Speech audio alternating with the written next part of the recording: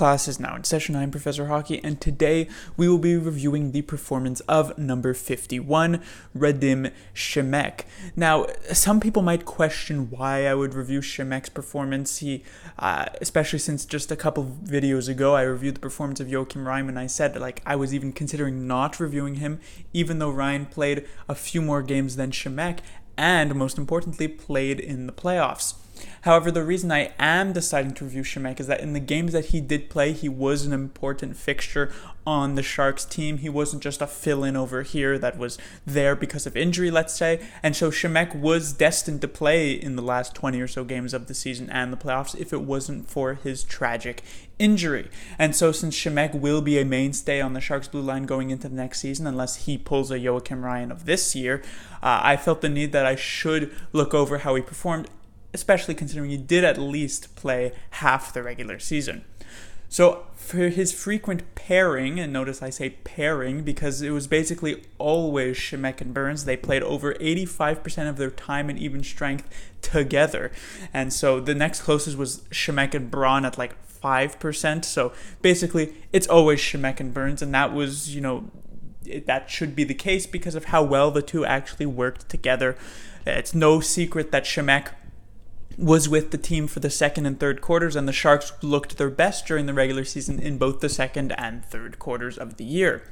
In the regular season, Simek played 41 games. He did get his first NHL goal, 8 assists to go with that for his 9 points. So he is more of a defensive guy. He plays with Burns, so he has to take an even bigger defensive role. So 9 points in 41 games. It averages out to about 18 points over 82 games. It's not great, but it's not too terrible. You'd probably like to see that get to at the very least 20, but still not bad. A +7 is quite nice for him, especially when you're playing with Brent Burns, where you're playing with more of a volatile defenseman who could let up these 2-on-1s and 3-on-1s and style, those types of things. His penalty minutes were actually only 8, which for a defensive defenseman like Radim Simek, it's actually rather impressive. You take a look at someone like Brendan Dillon, who had somewhere, in the 60s, I believe. Yes, he's a bit more of a physical kind of player, and so you'd expect more roughings and fightings and misconducts here or there, but Simek is also a pretty physical guy, and so only being at 8 penalty minutes is rather impressive.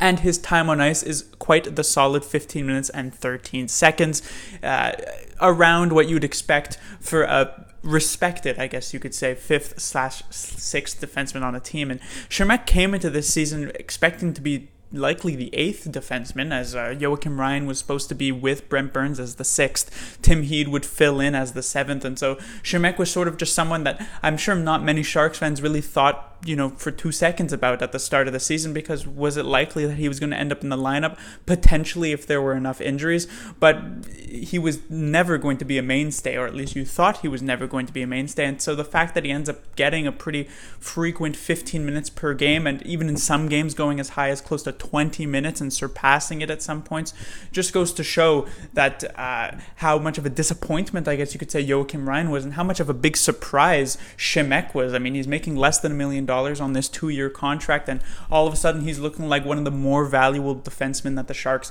actually have.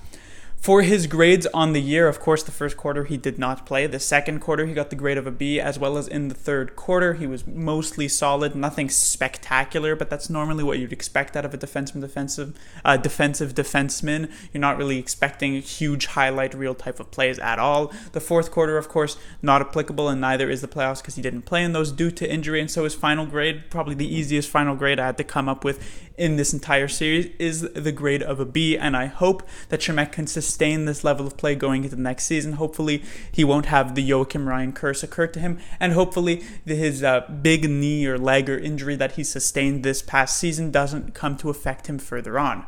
Class dismissed.